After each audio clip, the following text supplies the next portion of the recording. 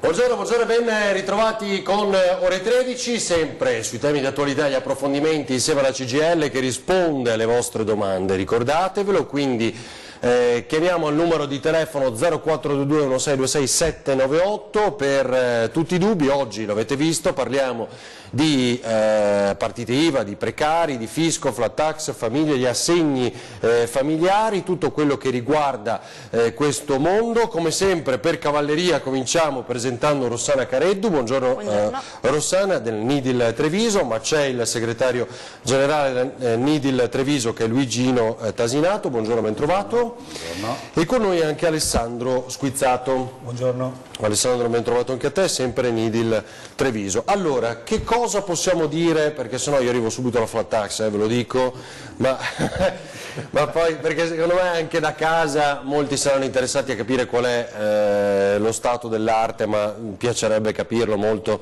anche a noi, lo scopriremo solo nei prossimi giorni.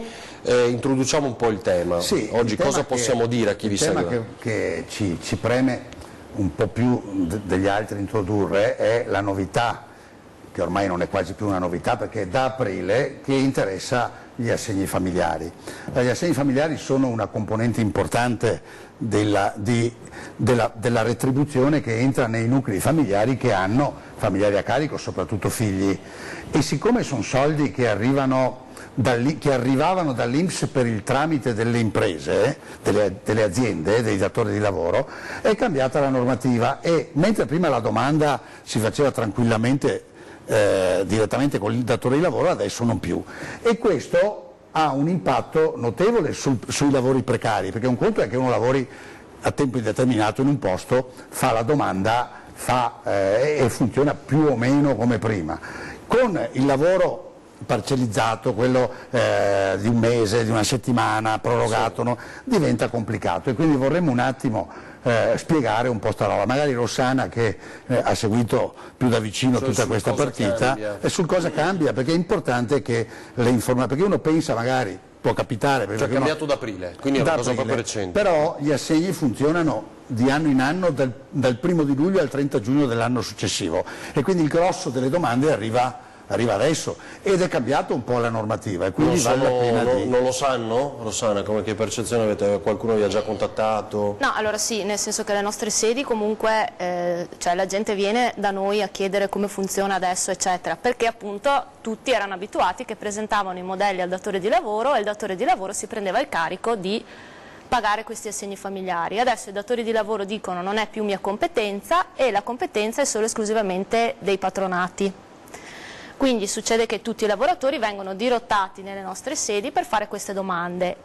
La particolarità però che sta nel lavoro nella categoria di chi lavora con l'agenzia è che appunto i rapporti, mentre per il lavoro tra virgolette normale il rapporto di lavoro magari dura da tempo o comunque durerà e quindi fanno la domanda dal 1° di luglio al 30 di giugno dell'anno prossimo e sono a posto, il datore di lavoro una volta inserita la domanda l'INPS farà il versamento.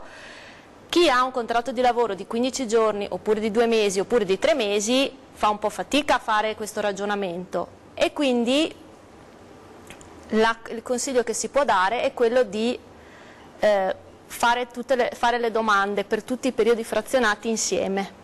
Cioè mi spiego, non è che una persona viene ogni 15 giorni al patronato in base a che agenzia lavora per fare la domanda di assegno al nucleo familiare. Perché cambia posto, diciamo, giusto? Eh sì, cioè nel senso non è... Perché fa riferimento a quell'agenzia ma cambia luogo di lavoro, questo intendi?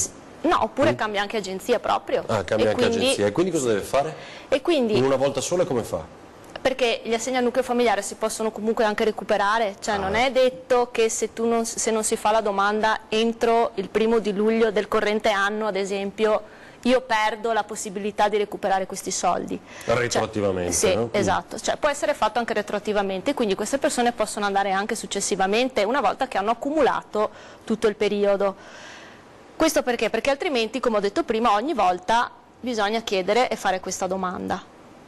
La cosa fondamentale, una delle cose fondamentali è il fatto che ogni situazione è diversa, no? Quindi ci sono delle situazioni familiari per cui la richiesta di questi assegni familiari non è immediata. Ad esempio, se uno è convivente o uno è separato, faccio per dire, ha bisogno di un'autorizzazione da parte dell'INPS per accedere agli assegni.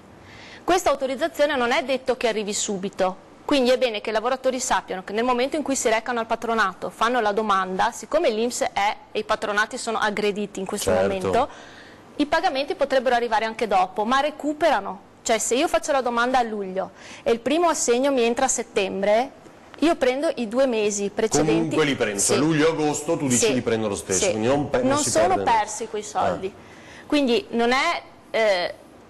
cioè adesso c'è un po' la corsa a questa cosa qua, perché prima era molto più semplice, adesso hanno tutti paura. Però tu dici non preoccupatevi. No, Ho cioè capito. queste cose qua, l'importante è farla la domanda ovviamente, perché è diritto di chi ce l'aveva prima di prendere. Poi spieghiamo anche, cioè, torniamo alla base cosa sono, no? Gli assegni, va bene. Solo qualche istante, scusa Luigino, telefonata da casa, pronto? Sì, buongiorno, sono Franco da Padova. Franco, ci dica tutto. Io vorrei inserire una cosa perché ho scoperto da poco, è una cosa veramente assurda sul reddito di pensione, cioè l'aumento della pensione della minima, che è una cosa allucinante. Cioè praticamente mia mamma ha 97 anni, è in casa di riposo, abbiamo fatto tutti i documenti, l'ISE eccetera, è tutto regolare, tutto a posto, l'INPS mi dice che non gli daranno mai il reddito, cioè l'aumento della pensione col sistema della cittadinanza, perché è in casa di riposo. Cioè, aspetti Franco, non ne ha diritto. Franco, lei dice, Franco mi sente? Allora, lei dice, Sì, la sento. non ci darà, abbiamo fatto richiesta della pensione di cittadinanza, questo dice? Sì, sì, quella lì, l'incremento, perché lei è la minima, prende circa 600 euro di pensione, che è una reversibilità, e quindi per arrivare ai 780 magari sono 50, sono 100, quello che è, anche perché va in aiuto ai soldi che spendiamo ogni mese di integrazione, per la retta. Spendiamo 1800 euro al mese di casa di riposo, e dicono che siccome lei è in casa di riposo non ne ha diritto. Certo, come fosse, diciamo, un lusso, ecco, vediamola così. Bravo. Certo. Cioè è pazzesca una roba del genere. Allora Franco, resti in linea solo qualche istante. Luigino Tasinato, ti serve qualcosa in più per capire qualche dettaglio? Provo a rispondere, anche se non è esattamente il nostro campo, e il consiglio generale è quello di andare presso o un patronato o presso il CAF dove è stata fatta la cosa, per verificare se è tutto giusto, perché l'INPS non sempre dice delle cose che vanno bene. Allora, poi, se mi permette, le spiego, io ho già parlato con il CAF che ci ha fatto tutta la procedura, anche loro sono rimasti sbigottiti, perché anche noi dopo, questa è una novità, adesso ci informeremo, e mi hanno chiesto, per cortesia, ci tenga informato, perché finché non riceve un documento ufficiale dall'INPS, lei resti lì. Però come lo riceve me lo faccia avere, perché anche noi non ne sappiamo nulla. Stavo dicendo proprio questo. Poi, nel merito, questi provvedimenti che sono collegati, reddito di cittadinanza e pensione di cittadinanza, che di per sé potrebbero anche avere un senso buono, sono finanziati poco, e quindi quando hanno fatto la norma hanno messo tutta una serie di paletti, per cui l'INPS ha tutto lo spazio per interpretare questi paletti dicendo a te sì, a te no, e non è ancora chiarissimo, come le hanno detto, non lo sappiamo neanche noi. Per il sedere, allora, a questo punto. Io non posso dire una cosa del genere, però che la cosa sia, abbia pazienza. Mi scusi, chi è che ha più bisogno di una persona di 97 anni che è in casa di riposo? La famiglia paga 1800 euro certo Franco, ma guardi, provo a interpretare, perché con i soldi della pensione della mamma, però la differenza la mettiamo fuori noi. È chiarissimo. Franco, aspetti, perché poi dobbiamo dare spazio anche a loro che non hanno ancora incominciato. È chiarissimo. Intanto la salutiamo e la ringraziamo. Diciamo, posso dare un'interpretazione, a parte che è interessante comunque da approfondire anche questo aspetto, però io prima con un titolo dicevo, perché è valutato come un lusso, nell'assurdità può essere questa, no? la chiave di lettura, cioè la pensione di cittadinanza magari interviene per chi è a casa, è solo, ha tante spese anche lì ha tante spese per la sanità, le farmacie eccetera eccetera. Chi è in casa di riposo può essere in qualche maniera interpretato come un po' più fortunato rispetto agli altri. È chiaro che poi intervengono i figli, i nipoti, no, per mantenere anche questa anziana, come nel vostro caso. Però è interessante la segnalazione, secondo me è da approfondire. Come in tutte le leggi, purtroppo, o per fortuna, non lo so, quando escono non possono prevedere tutto, devono essere, come dire, testate e rodate, e ognuno interpreta a suo modo. Poi si crea quello che è la definizione, la giurisprudenza, si dice, che interpreta le leggi.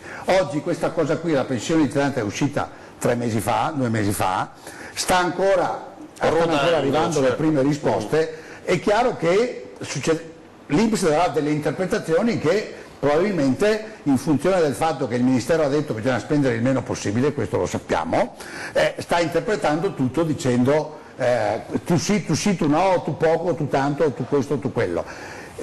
Come andrà a finire non glielo sappiamo dire. Ha ragione il nostro CAF, se è il nostro, quel CAF in cui è andato, a dire è la prima volta che succede, ci dia il tempo di verificare, stiamo collegati, certo, perché funziona in questo modo. Allora ci fermiamo perché c'è già la prima pausa pubblicitaria, poi sentiamo altre telefonate, quindi approfittatene. 0422 1626 798. Anche questo è un caso interessante, ma d'altronde sapete che ci siamo confrontando anche noi stessi con i CAF nel momento in cui abbiamo scoperto, e quindi poi ha raccontato nei nostri telegiornali, che chi va a prelevare per il reddito di cittadinanza paga €1 di commissione. Insomma, anche questo non ce l'avevano detto, insomma, no? Quindi era giusto raccontarlo. Però l'obiettivo, se di obiettivo si tratta, come diceva adesso Tasinato, di risparmiare, c'è, e è nei numeri, perché prima Di Maio, adesso anche il Ministro Tria, dicono tranquillamente si risparmia circa 1 miliardo da quel reddito di cittadinanza, quindi forse diventa una chiave di lettura più politica, no? Che di questo aiuto, ma forse per familiari come Franco ci sta raccontando sarebbe importante, no? È importante intervenire con questo sostegno anche per chi è in casa di riposo. Ci rivediamo tra pochissimo.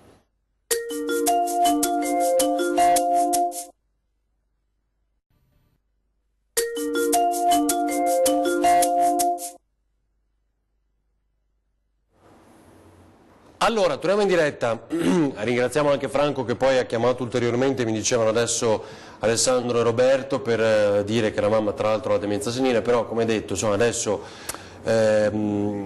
cerchiamo di verificare, perché vada in un patronato, dice di averlo già fatto, anche perché dovrebbe aver diritto anche all'accompagnatoria, una serie di altre robe, se c'è la demenza senile. Oltre che al CAF, vada anche in un patronato di quelli che si occupano di pensioni, di invalidità, di queste robe qua, perché secondo me ci possono essere delle cose, degli estremi, perché insomma voleva ambire, diciamo, la mamma che possa ambire alla pensione di cittadinanza, anche se appunto in casa di riposo, come dicevamo. Allora, Alessandro, un'altra pubblicità, ci dicevi una cosa che secondo me è interessante ricordare a chi vi segue, cioè? Sì, entrando in capitolo tasse, siccome si avvicinano le scadenze, per i lavoratori autonomi il 1° luglio bisogna aver fatto la dichiarazione redditi, per i lavoratori dipendenti il 23 luglio bisogna aver fatto il 7,30, ci sono un po' di cosette che secondo noi, parlando prima in pausa, pochi sanno. Ci sono moltissime persone che magari lavorano pochino saltuariamente con le collaborazioni occasionali, per capirci una cosa che sanno tutti, quelle con la ritenuta d'acconto del 20%, no? Fai la tua ricevutina e chi ti ha commissionato il lavoro ti paga il 20% di ritenuta d'acconto. Quei soldi possono essere recuperati. Non stiamo parlando di poco, perché se uno ha guadagnato 1.000 euro con la collaborazione occasionale, 200 euro li ha dati via in tasse preventivamente, gli possono tornare indietro. Allora, fino a un limite massimo di 4.800 euro di guadagno, se si è lavorato soltanto con la collaborazione occasionale, conviene andare a fare la dichiarazione dei redditi, si fa la dichiarazione dei redditi, quello che si è pagato preventivamente in tasse torna indietro. Cioè, però sono persone che mi puoi fare un tipo, diciamo, un tipo, allora ragazzi, giovani, ma anche disoccupati di una certa età che trovano dei lavoretti saltuari pagati con la collaborazione occasionale, che non prevede contratto, vengono dati dei soldi, chi ha fatto il lavoro fa una ricevuta, il committente paga in banca o in posta le tasse in ritenuta d'acconto. Queste cose che sono piuttosto diffuse, o anche per i ragazzi in attesa di prima occupazione, o per i lavori estivi, o per chi fa Che quindi con questa ritenuta da conto pagano le tasse, ma in realtà non dovrebbero, non sono dovute, potrebbero recuperare. Potrebbero non essere dovute, perché se si è lavorato unicamente in questo modo, di sicuro in un anno più di 5.000 euro non si sono guadagnati. Sotto i 4.800 euro per la legge un lavoratore autonomo non deve pagare tasse. In questo modo questi soldi, se si è guadagnato sotto questa soglia, si possono recuperare. Altro discorso, attenzione, è se la collaborazione occasionale si somma a un lavoro dipendente. Esattamente, perfetto. Se io sono un dipendente e in più faccio questa cosa, devo vedere sono comunque in obbligo di dichiarazione di redditi, per cui non mi posso sbagliare. Se complessivamente sto sotto gli 8.000 euro, mi tornano indietro i soldi, sia dell'uno che dell'altro. Se sono sopra, pagherò perché la mia sono aliquota, una soglia di incapienti, perché è una soglia di capienza sotto la quale non si pagano tasse in qualunque modo io abbia guadagnato. Okay? Se sono sopra bisogna vedere in quale aliquota IRPEF ricado e si ricalcola, per cui in ogni caso lì però si sa, uno in obbligo di dichiarazione dei redditi, per cui però avete capito, se figli, nipoti fanno questi lavoretti saltuari, stanno sotto i 4.800 annui ovviamente, hanno la possibilità, cioè il pieno diritto di recuperare quella tassazione. Luigino? Sì, prima si diceva quanti saranno. Io ho l'impressione che siano tanti, certo. Perché questa cosa qui, io la dico da tempo, ha in parte sostituito l'utilizzo dei vecchi voucher. Nel senso che tante imprese usano questo sistema, specialmente nei servizi, nel commercio, perché è possibile un pochettino di più, usano questo sistema che si chiama collaborazione occasionale, che fino ai 5.000 euro non ha l'obbligo del versamento contributivo, pagano, si mettono d'accordo, vieni a farmi questo lavoro, ti do 1.000 euro per fare questo, sui 1.000 vengono trattenuti 200 versati al fisco, e magari quella persona ha fatto solo quello e quei 200 non sarebbero dovuti, ma proprio perché sono un acconto che poi a conguaglio magari possono tornare indietro. Quindi ecco, queste robe, se sono successe, sarebbe bene che, è vero che fare la dichiarazione di redditi magari costa qualche soldino, però se uno arriva al massimale di 4.800 che diceva Alessandro, 4.800 il 20% sono 1.000 euro, esatto, che potrebbero tornare indietro se uno ha solo quello. Averli o non averli, cambia. Quindi, ecco, era per dare intanto una comunicazione di questo tipo, perché è un mondo strano di cui non si occupa mai nessuno e che invece noi, poi sulle collaborazioni, se sono, come dire, fasulle, si può fare anche altro, ma eventualmente poi Rossana ci dirà. Cioè, se la collaborazione è un lavoro autonomo ma mascherato, è un lavoro dipendente mascherato, certo, poi sì, perché è continuato, si può anche parlarci e vedere se è il caso anche di per esempio, di fare Alessandro? Si chiama lavoro autonomo occasionale, non a caso. Se non è occasionale, ovvero c'è un accordo per cui io vado a lavorare in giorni e orari fissi, faccio parte dell'organizzazione del lavoro dell'azienda, per cui se io sono assente c'è un problema, per cui devo chiedere il permesso di non venire a lavorare, e se non tutto quello che mi danno è sulla ricevuta ma c'è qualcosa extra, tutta una serie di elementi che vanno a descrivere questa mia prestazione come lavoro dipendente e non davvero autonomo. Prima cosa, di non preoccuparsi, si è vittima, non si è colpevoli, per cui non si sta rischiando in prima persona. Il problema è di chi ti sta sfruttando in questo modo, per cui il suggerimento è sempre di fare un salto da noi, spiegare, raccontare come sono le questioni e si fa una chiacchierata per capire se si può intervenire in qualche modo, ovviamente senza creare ulteriori guai, insomma noi siamo qua per risolvere i problemi, non per crearli. Okay. Telefonata, pronto, buongiorno. Buongiorno, sono Giusy. Giusy, mitica, che ci dice? Aria Vergine. Ecco. Quasi fatica a chiappare la linea perché tutti che chiama. Lo so, forza e coraggio, grazie. Ascolta direttore, volevo fargli una domanda ai suoi ospiti. Che differenza che io dal 7R2 alla C1 per l'invalidità civile? Su questo, che chi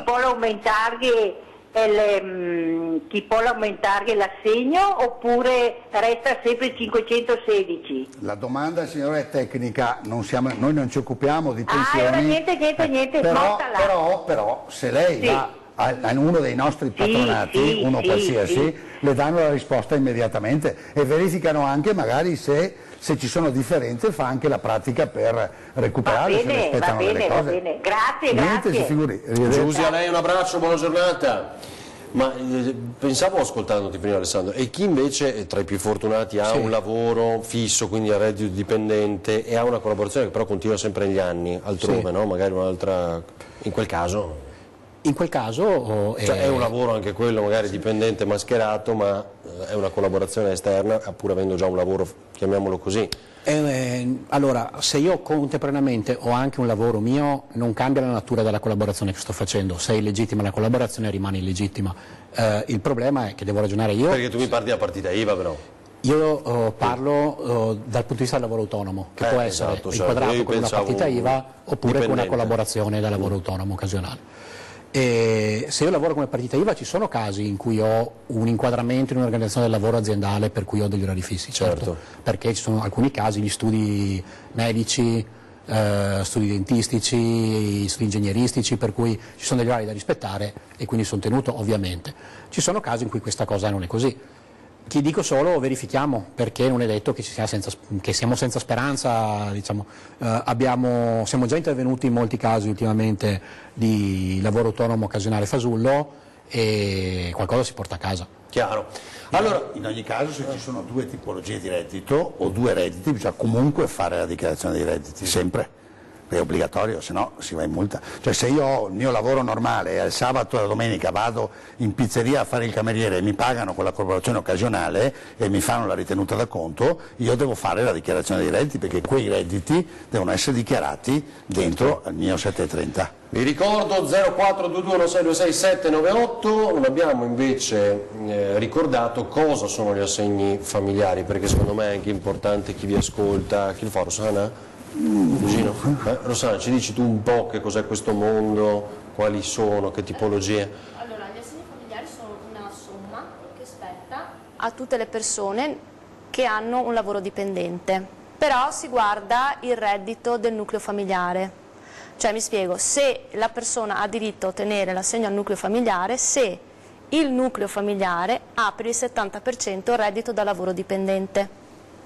Quindi se io ho la moglie che fa il lavoratore dipendente e il marito che fa l'autonomo, se il reddito della moglie è inferiore al 70% rispetto al totale, non avrà diritto all'assegno al nucleo familiare. Quindi questo è un conteggio che poi viene fatto in automatico, perché nel momento in cui si compilano i moduli degli assegni si deve compilare una tabella relativa ai redditi e quindi automaticamente l'INPS ti dice bene, accetto la domanda perché il reddito da lavoro dipendente è superiore al 70% oppure no. Questa è la prima scrematura, no? Sì. Gli assegni bisogna avere il nucleo familiare, quei familiari a carico. Esatto, cioè bisogna che ci siano ovviamente i figli naturali che rientrano all'interno di questi modelli. Quindi in base a quanti figli si avrà l'importo del dell'assegno, quindi le tabelle dell'INPS sono fatte così: reddito del nucleo familiare, importo dell'assegno, un figlio, due figli, tre figli, più di 4 figli, ok? E varia a seconda di quant'è l'ammontare del reddito, perché ovviamente è inversamente proporzionale, cioè maggiore sarà il reddito, minore sarà l'assegno al nucleo familiare, ok? Per quanto riguarda il reddito di riferimento, siccome si va dal 1° di luglio al 30 di giugno dell'anno dopo, si guarda il reddito dell'ultima dichiarazione dei redditi. Ok? Quant'è? Quanto deve essere? No, c'è un tetto? Dipende, cioè nel senso che... Perché va poi in percentuale a ridursi? No, il meccanismo è questo. Come? In base al numero dei componenti del nucleo familiare che possono essere a carico, c'è un determinato livello di reddito e spetta una determinata quota. Cioè, praticamente, facciamo un esempio, se io ho un nucleo familiare in cui ho la moglie che è a carico che non lavora e 2 figli, ho 3 persone, ho diritto all'assegno familiare che viene calcolato in base al mio reddito. Se io ho un reddito di 15.000 euro avrò un assegno familiare alto, se il mio reddito è di 50.000 l'avrò più basso, fino a un certo punto dove in base a una tabella arrivo a 0.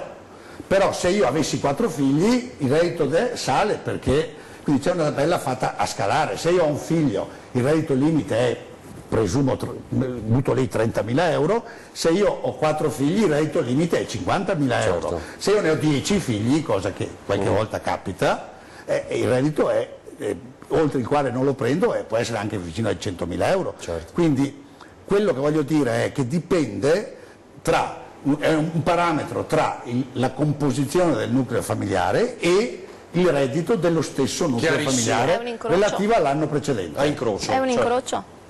Certo.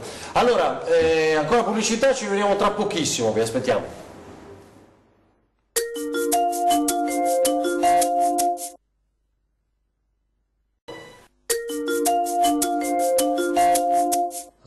Eccolo qua.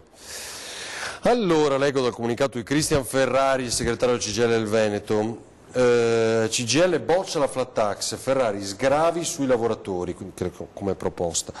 Allora, contro la flat tax, nel ricco Veneto solo l'1,5 dei contribuenti IRPEF dichiara un reddito superiore ai 100.000 euro e coloro che arrivano alla soglia dei 75.000 raggiungono appena il 3,3% nella nostra regione.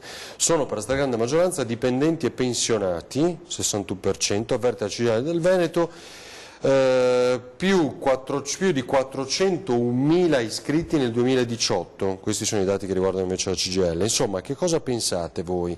Parte da qui la CGIL regionale per chiedere l'apertura di una nuova stagione sul fronte della lotta all'evasione del fisco, con una rimodulazione dell'IRPEF che abbassi la tassazione sui redditi da lavoro e da pensione.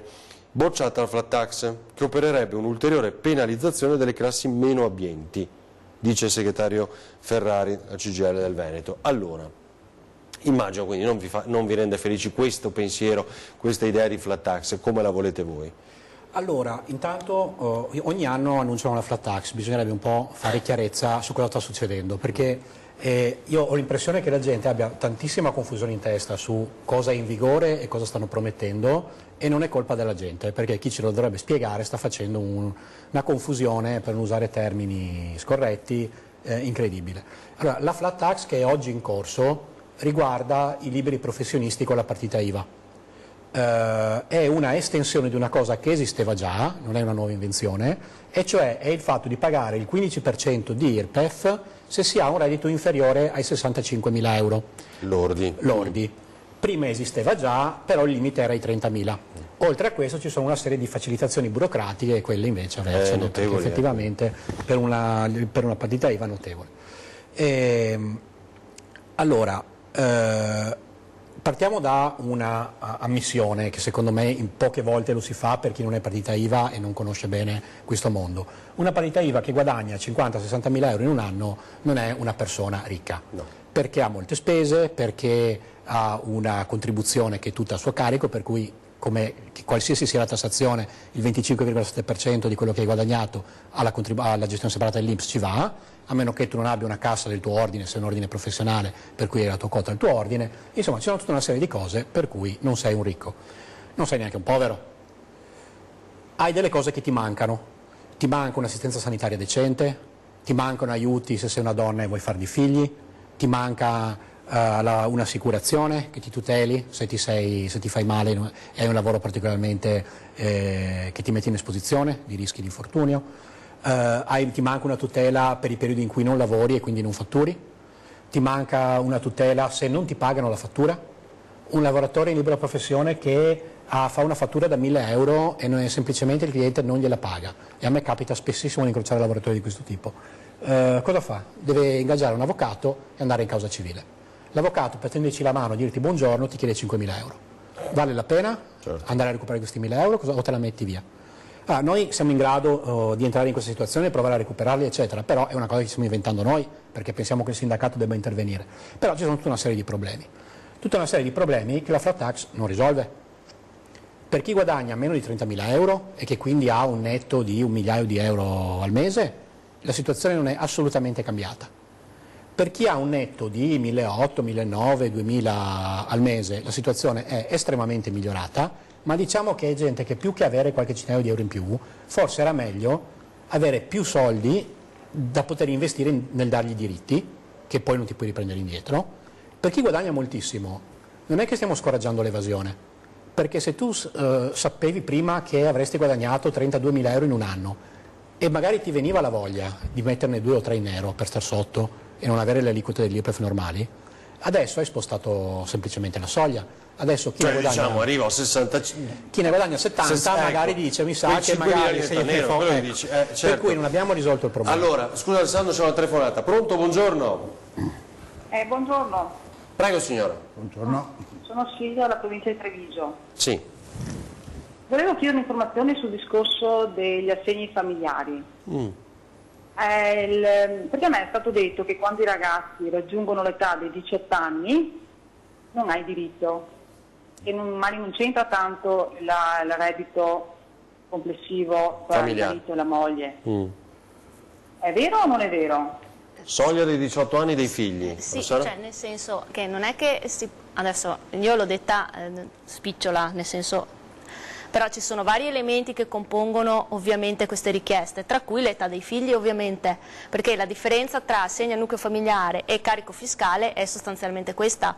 Mentre nel carico fiscale noi guardiamo solamente se i nostri figli superano una determinata soglia di reddito per essere a carico, per gli assegni al nucleo familiare non è così. Poi ci sono delle particolarità, cioè se il figlio ha qualche tipo di inabilità si può accedere comunque oltre i 18 anni, però di queste cose si occupa il patronato nello specifico. Quando i figli, cioè, pur rientrando in tutti i canoni, in linea di massima, se il figlio diventa maggiorenne non hai il diritto. Non c'è più diritto. No. Capito Silvia, così? Ok, perfetto, vi ringrazio. Grazie a lei, buongiorno. Giusto per fare chiarezza, è complicato nei tempi televisivi spiegare una materia di questo tipo. Ben venga L'obiettivo era quello di informare intanto che è cambiata la procedura per richiederli, nel senso che mentre prima uno che lavorava lo faceva direttamente all'azienda senza dirgli niente, magari diceva firma qua che tanto so che non è cambiato nulla, da quest'anno non sarà più così, l'azienda gli dirà guarda che devi andare a farti la domanda al patronato. Era per informare questo. Spostandola sui precari è ancora più complicato, perché faccio solo un esempio: se io devo fare la domanda di assegno familiare e ho un contratto di 15 giorni, prima la domanda me la faceva l'agenzia direttamente ed era a posto. Adesso, ora che faccio la domanda e che l'INPS mi risponde, non lavoro più già lì e l'agenzia non mi può più dare gli assegni familiari anche se ho fatto la domanda. Quindi l'obiettivo che ci diceva prima era quello di spiegare che non sono persi, ma che bisogna mettere tutto insieme dopo e magari recuperare a pezzi dopo, e riguarda quasi esclusivamente il precariato, il lavoro, come dire, a termine, quello effettuato con l'agenzia piuttosto che anche con le imprese. Non abbiamo detto all'inizio della trasmissione, c'è un periodo nel quale questo tema va affrontato, no? Cioè gli assegni familiari, da quando a quando? No, per i tempi indeterminati la domanda va fatta a luglio, da giugno, diciamo così, dell'anno fino a giugno per l'anno successivo, perché poi è continuativo. Chiaro che per chi comincia a lavorare a settembre la deve fare a settembre, se comincia a lavorare a un contratto di 6 mesi ha un senso, o di 3 mesi ha un senso farla. Se ha un contratto di 3 giorni, come ogni tanto vediamo, come fa a fare la domanda? Però in ogni caso per quei 3 giorni l'assegno spetta se c'è il diritto, e quindi vale a quel punto la pena di andare a sommare una serie di lavori e quando poi ne ho un po' e faccio una domanda unica a recupero del vecchio. È chiaro che va fatto ogni anno, tra l'altro, no? Questo anche Rossano. Sì. No, questo è importante perché molte persone non lo fanno perché non sanno che bisogna ripetere. Allora la domanda dell'assegno al nucleo familiare va ripetuta ogni anno, perché il nucleo può variare, perché possono variare i redditi e perché la domanda va con l'INPS. Sì, ma anche se non varia, no? Nel senso che uno sempre, pensa, sempre. non ho mica avuto figli, allora, sempre. Bisogna un altro figlio, diciamo. No, non è automatico. Prima succedeva che le imprese sapevano, io conosco Tasinato, lavora con me da 10 anni, so che ha 3 figli, so che non hanno, gli faccio già, preparo tutto, gli faccio firmare e lo mando via. Facevano un po' questo servizio le imprese. Oggi non possono più farlo perché la domanda va fatta e quindi deve essere il lavoratore che si attiva ogni anno. Cioè è un onere del lavoratore adesso preoccuparsi... Non più dell'impresa, ecco, questo vi deve passare come segnale. Preoccuparsi che deve rinnovare la domanda e deve farlo perché altrimenti i soldi non gli entrano in automatico, come prima. Ma amico, sempre ciapai, succederà così. Chiaro. Sì, però non hai fatto la domanda, ma che ha sempre fatto Lori, sì. Ma da aprile di quest'anno è cambiata, quindi per quello che stiamo dicendo, dovete farla voi, non la fa più l'azienda per la quale anche temporaneamente lavorate. Ho detto bene? Sì. Allora, anticipiamo la pubblicità ragazzi, così poi ritorniamo sulla flat tax, grazie mille. Allora, pochi istanti, se volete altre telefonate 0422 1626 798, poi insieme tutta l'ultima parte torniamo sulla flat tax perché devo chiedere anche a Tasinato cosa ne pensi. Dai, a tra poco.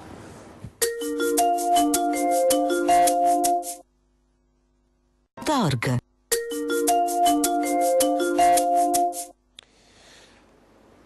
(13:45), torniamo in diretta. Allora c'era una telefonata, grazie signora che ci aspetta, ci attende a qualche istante. 0422 1626 798, vediamo cosa ci chiede. Pronto, buongiorno. Buongiorno. Buongiorno. Graziella da Montebelluna. Graziella. Avete parlato delle modifiche della domanda di assegni familiari per Sì. i lavoratori dipendenti, per i precari. Invece per i pensionati che hanno il coniuge a carico, cosa cambia? Se cambia?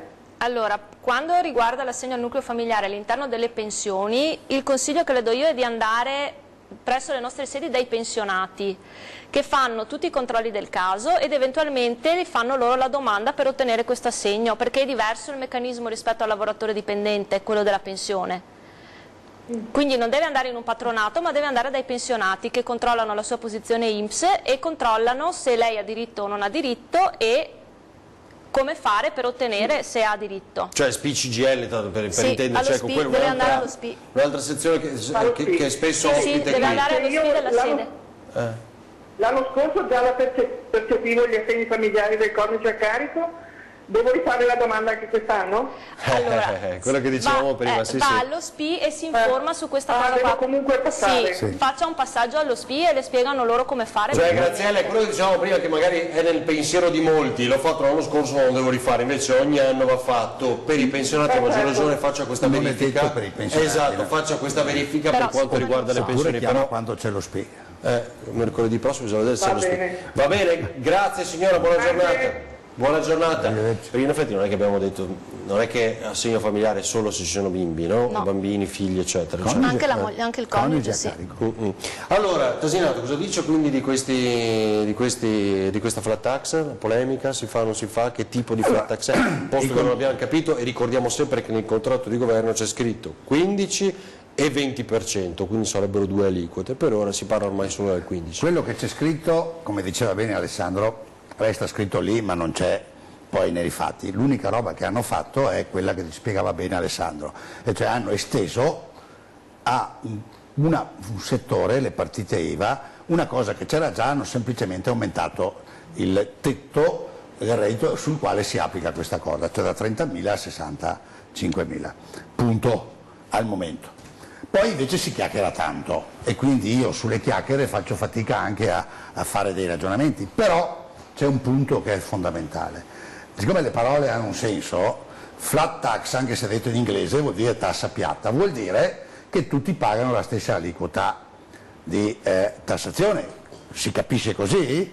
Se è così, a parte che è incostituzionale, perché nella nostra Costituzione c'è scritto che ognuno contribuisce al funzionamento della Repubblica in base alle proprie capacità di produzione di reddito, e quindi se io guadagno poco devo pagare poco, se io guadagno tanto devo pagare tanto, ma c'è anche un problemino serio, nel senso che se da una parte, tanto io non considero corretto che uno che guadagna 20.000 euro lordi all'anno e se pagasse il 15% deve pagare il 15% anche chi guadagna 2 milioni di euro, perché a me da 20.000 meno il 15% mi restano in tasca 17.000 euro, a lui restano in tasca 1,7 milioni, 1,8 milioni, c'è un po' di differenza insomma. Secondo me lui può permettersi di pagare anche un 40 e restare in tasca 1,2 milioni e vive lo stesso bene.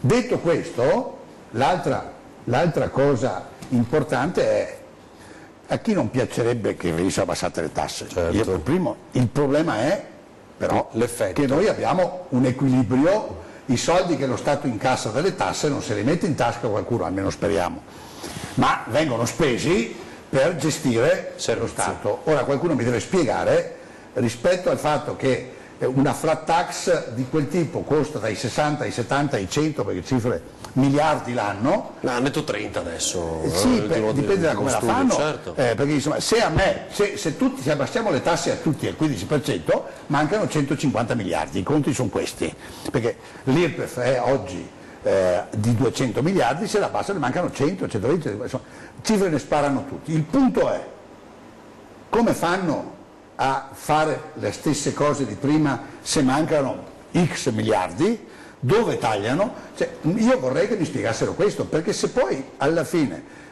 mi tagliano la sanità, mi tagliano la sistemazione delle strade, mi aumentano la tassazione diretta, ricordo la tassazione diretta è quella che pago ogni volta che vado a fare qualcosa, l'IVA è una tassazione diretta, indiretta scusa, il contrario, se mi aumentano da qualche altra parte è il gioco delle tre carte.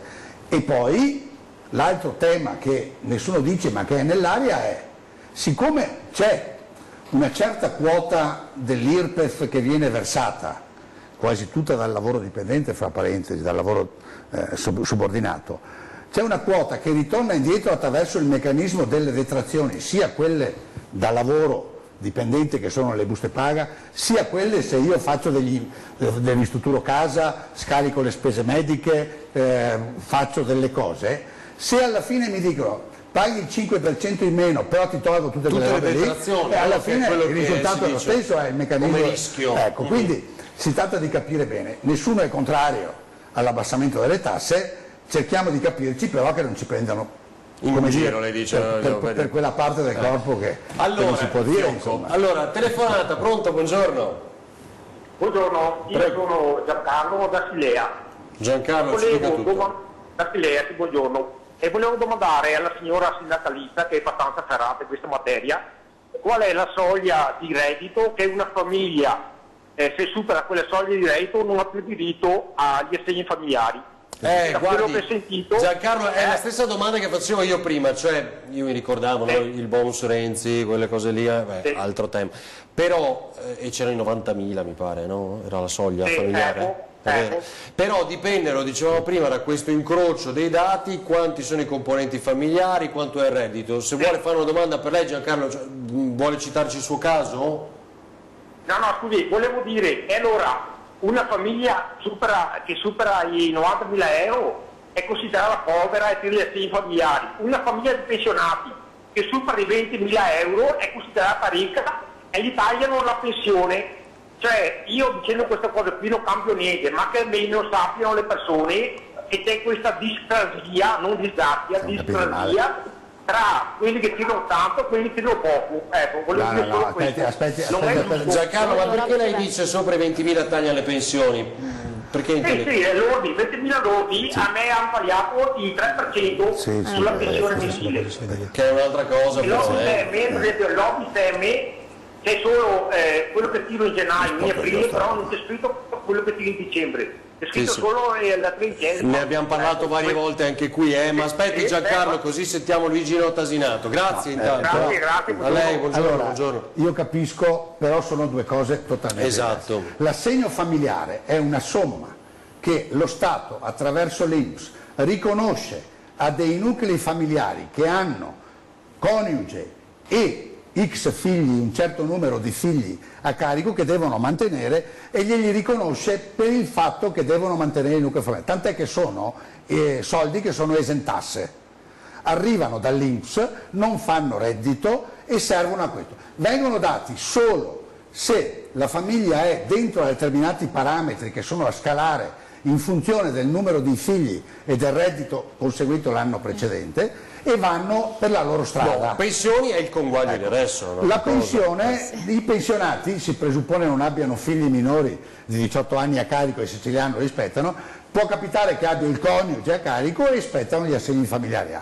Diverso è l'altro ragionamento per cui sabato scorso i pensionati erano in piazza a protestare, e cioè sul fatto che siccome bisogna recuperare risorse per fare i provvedimenti simbolo che sono stati, non lo so se è quota 100 piuttosto che reddito di cittadinanza, eccetera, eccetera, e da qualche parte i soldi bisogna trovarli, il governo ha deciso di confermare, non di mettere a nuovo, perché bisogna essere onesti, ha deciso di confermare una roba che doveva essere tolta, e cioè una trattenuta rispetto alla indicizzazione della pensione. Cosa vuol dire? Io se prendo 1.000 euro oggi e fra 10 anni prendo ancora 1.000 euro, il mio potere d'acquisto di quei 1.000 non è uguale, perché c'è stata l'inflazione. Le pensioni dovrebbero seguire l'andamento dell'inflazione ed essere indicizzate man mano che aumenta il costo della vita.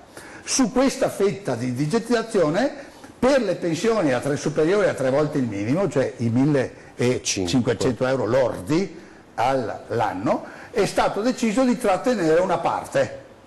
È una decisione politica che ha fatto il governo, noi non siamo d'accordo, i pensionati stanno lottando perché questa roba venga tolta, quindi lei sta parlando di questo che non c'entra però nulla con gli assegni familiari, perché se mettiamo in contrapposizione le assistenze che sono dovute se uno ha una famiglia con 4 figli e lavora da solo, è chiaro che va aiutato rispetto a uno che lavora da solo ed è lui e la moglie. Qualche spesa in più ce l'ha a parità di stipendio, quindi è chiaro che va valutato, va aiutato, ma non va messa in contrapposizione con altre manovre che invece tendono semplicemente a fare cassa a spese dei soliti noti, che sono i pensionati e i lavoratori dipendenti. Poi secondo me, oltre a questo, Giancarlo faceva un ragionamento forse più semplice, nel senso che dice quelli però hanno bisogno di aiuto pur avendo 90.000 euro, cioè l'aiuto c'è, no, però attenzione, anche se è una cosa attenzione ai numeri, perché i numeri sono indicativi, non certo, perché lei dice comunque costa di se più una famiglia uno prende gli assegni se ha 90.000 euro, se ha 12 o 13 figli vabbè, certo, quello sì. Non è che se ha 2 figli se ha 2 figli gli assegni terminano molto più in basso. I numeri non domandateceli, perché non siamo noi che facciamo questa roba qua. Perché per il resto l'INPS ogni anno mette tabelle nuove. L'INPS ogni anno mette delle tabelle. Quello che ci interessava far passare come messaggio è che non è più come prima, e quindi bisogna fare la domanda. Per gli assegni familiari, non lo fanno più le aziende, mi raccomando. Allora Alessandro, l'ultima cosa che dobbiamo dire, se vuoi ricordiamo anche quella cosa dei lavori saltuari, che è una cosa molto interessante, perché vorrei che questo segnale passasse. Allora sì, ripetiamola in modo che sia chiara, perché sono soldi. Collaborazione da lavoro autonomo occasionale, cioè quello con la ritenuta da conto del 20%, che io ho fatto per un'azienda. L'azienda mi ha pagato il netto, il 20% di quello che io ho guadagnato me lo ha pagato in tasse. Se io in questo modo in un anno ho guadagnato meno di 4.800 euro, quei soldi che ho pagato in tasse mi vengono restituiti. Mi vengono restituiti andando in un CAF e facendo la dichiarazione dei redditi.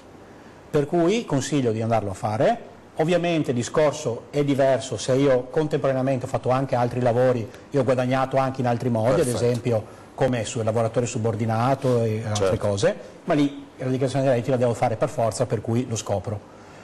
Quando invece molti non vanno a fare la dichiarazione dei redditi perché tanto hanno guadagnato poco, le tasse saranno già pagate, eccetera, eccetera, occhio che ci sono molti casi in cui quei soldi mi tornano indietro, non buttiamoli via perché fanno comodo. Rossana, l'ultima cosa, poi siamo in chiusura, ci siamo dimenticati qualcosa? No, tante cose da dire, ma certo. Di riguardo alla dichiarazione... Agli assegni, dichiarazione, lavoro precario, quello che vuoi aggiungere, è importante che il segnale passi? Tirocini? I tirocini, cioè? Ma con gli ANF non c'entrano niente. No, il fatto che c'è anche con i tirocini la dichiarazione dei redditi va fatta. Nel senso che anche con i tirocini, anche se non sono rapporti di lavoro, e questo bisogna sottolinearlo, gli stage, i tirocini non sono rapporti di lavoro, però prevedono l'emissione di una certificazione unica, di un CUD, per capirci. Perché dei soldini li prendono adesso? Prendono un'indennità di partecipazione che è lorda, quindi loro ci pagano l'IRPEF in realtà, quindi anche chi fa stage fa la dichiarazione di redditi, non perché ha la scuola lavoro, ovviamente, perché no, non c'entra. No, io sto parlando di stage extracurriculari, cioè quindi vuol dire chi fa dopo la scuola. tirocini o stage deve fare comunque la dichiarazione, indicando quei soldini. Sì. Questo è importante anche. Luigino, l'ultima? Siamo già fuori coi tempi? Allora, l'ultima cosa è, richiamando quello che diceva Alessandro, mi viene in mente che il mio vicino di casa l'anno scorso aveva un figlio studente che ha fatto per 3 mesi la collaborazione, ha guadagnato 3.000 euro, gli è andati 2.004, quei 600 che ha pagato, se fa la dichiarazione li recupera. Così. Ma glielo dice alla televisione, glielo dica quando torna a casa. Sì, ho capito, ma era per far capire, No. perché in molte famiglie ci sono questo ma tipo perché di... è vero, è proprio un caso tipo, proprio un caso No. tipo. Poi sul resto mantengo quel che ho detto sulla tassazione, mantengo anche quello che ho detto rispetto alle pensioni. Questo è un governo che, buono o cattivo che sia, sta facendo cassa da tutte le parti per poi fare, come dire, per poi mantenere i proclami che ha fatto. Ho paura che sia complicato fare la seconda, mentre è molto facile fare la prima. Vedremo, vedremo. Allora, grazie per essere stati con noi. Chi ci ha seguito da casa, ci rivediamo a partire dalle 18:30 con i nostri telegiornali, poi questa sera 20:10, se avete piacere. È una serata particolare perché sarà ospite Andrea Tonello, un imprenditore padovano insieme al suo avvocato, sapete, da 7-8 anni non vede più la sua bimba, che è stata di fatto rapita, se vogliamo definirlo così, dall'ex compagna che l'ha portata in Ungheria e da lì non gliela fa più vedere. Ogni tanto insomma, lui va in continuazione, addirittura si è spacciato per clochard attendendole fuori dal supermercato dove loro vanno spesso, ma non c'è stato modo di fare. Stasera ricorderemo, racconteremo questa storia. Grazie e buona giornata. Arrivederci.